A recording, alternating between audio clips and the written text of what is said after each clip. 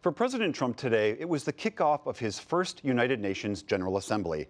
As a candidate, he had roundly criticized the world body. Today, he spoke at a meeting on UN reform and said the U.S. will work with Secretary General Antonio Guterres to make changes.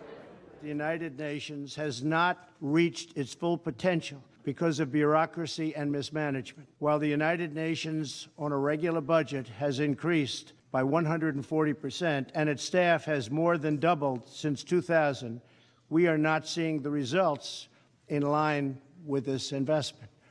But I know that under the Secretary General, that's changing, and it's changing fast. The president also met with Israeli Prime Minister Benjamin Netanyahu and talked again of trying for an Israeli-Palestinian peace deal. Mr. Trump addressed the full General Assembly tomorrow.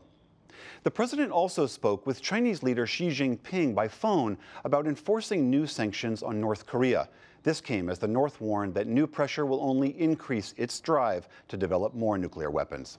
Meanwhile, in live drills, the U.S. military sent a pair of B-1B bombers and F-35 stealth fighters over South Korea. It was the second such flight in recent weeks. Hurricane Maria has closed in on the eastern Caribbean tonight, threatening the very same islands racked by Hurricane Irma. By this evening, the storm was passing Martinique with winds of 130 miles an hour, making it a Category 4 storm and still growing. The Virgin Islands and Puerto Rico are in the projected path tomorrow and Wednesday. There are new signs of recovery today in Florida, a week after Hurricane Irma swept the state. Schools in Miami-Dade and Broward County reopened for more than 600,000 students. Other systems and some colleges remain closed.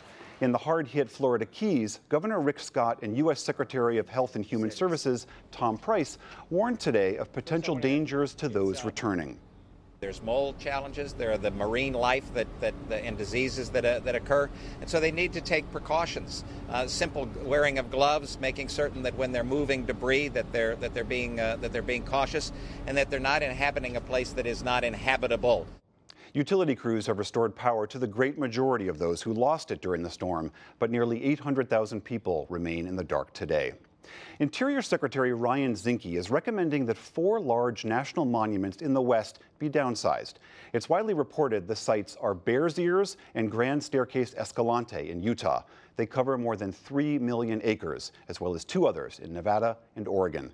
Zinke also recommended lifting curbs on logging and mining at several other sites. Environmentalists have condemned the proposal. President Trump has said designating these monuments amounted to a federal land grab. On Wall Street today, the Dow Jones Industrial Average gained 63 points to close at 22,331. The Nasdaq rose 6 points, and the S&P 500 added 3. And some history was made at the 69th Annual Emmy Awards last night. The Handmaid's Tale, which was shown on Hulu, won the Best Drama Series. It's the first such award for a video streaming service.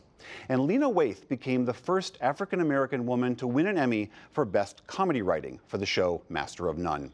HBO's political satire Veep won Best Comedy, and Saturday Night Live won 9 awards, the most of the evening.